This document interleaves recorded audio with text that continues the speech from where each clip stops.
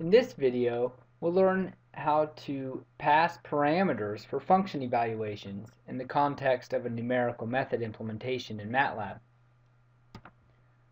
After studying this video, you should be able to use the var_argin data structure to allow your function M files to accept parameters that may be needed for function evaluations.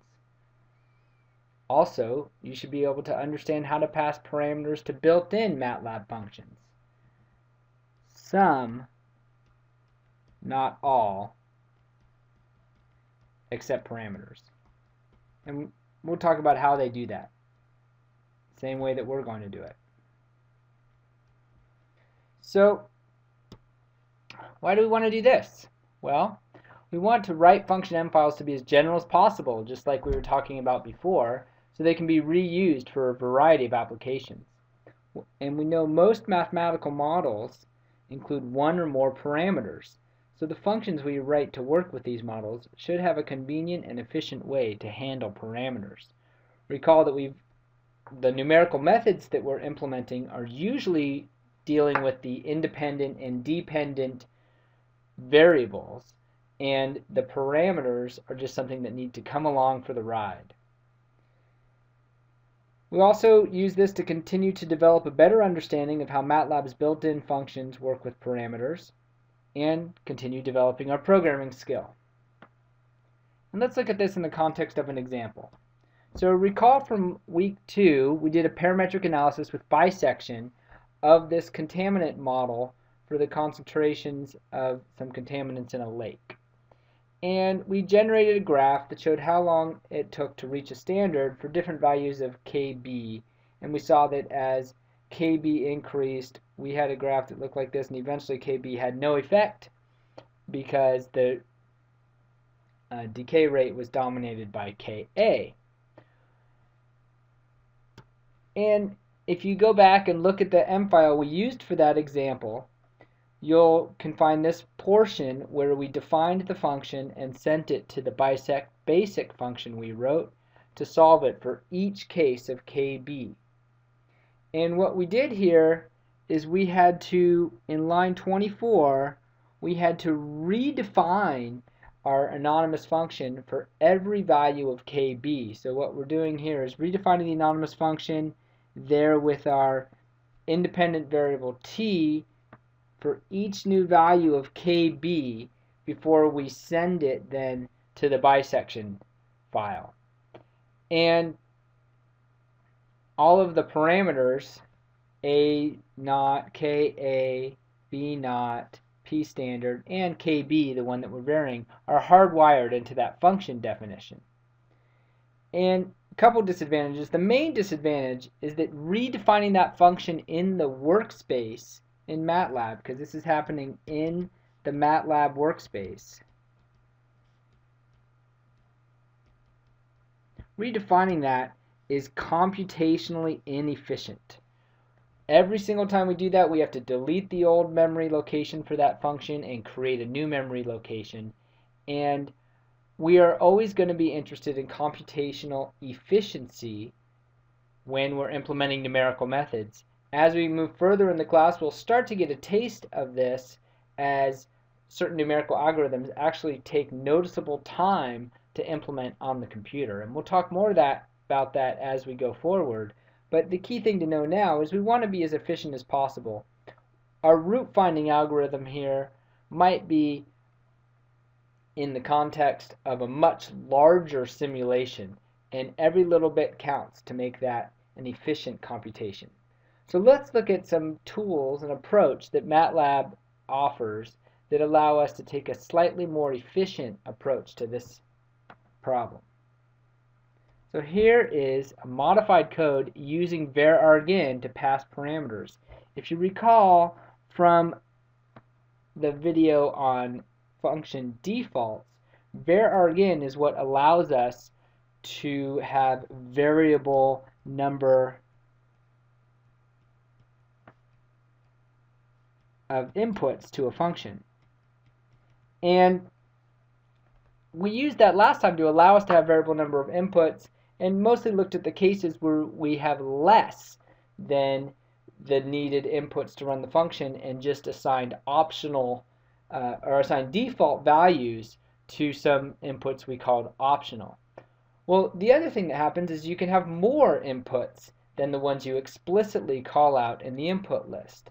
And var again is also useful for that, and we can use that, take advantage of that, to pass parameters to the function. And this is how it works.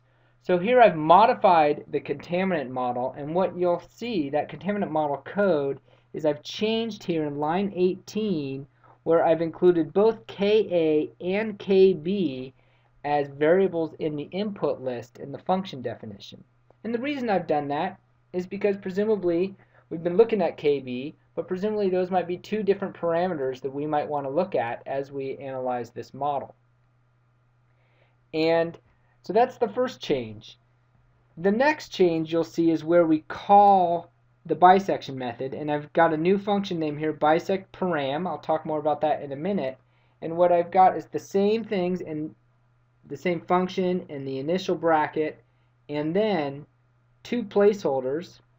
Those empty brackets, we have to use those. Those are placeholders for ES and max it that we talked about last time, because we're going to use the defaults for those.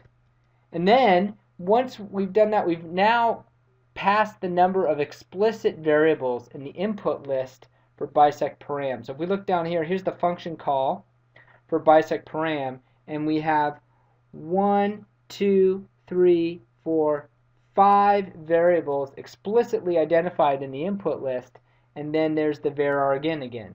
So we have 1, 2, 3, 4, 5 variables, and then we get additional inputs. Now these additional inputs here, those are just going to dump right into var again when that function is called. And var again is actually a data structure that MATLAB offers to hold a variable number of values, and it's actually called a cell array.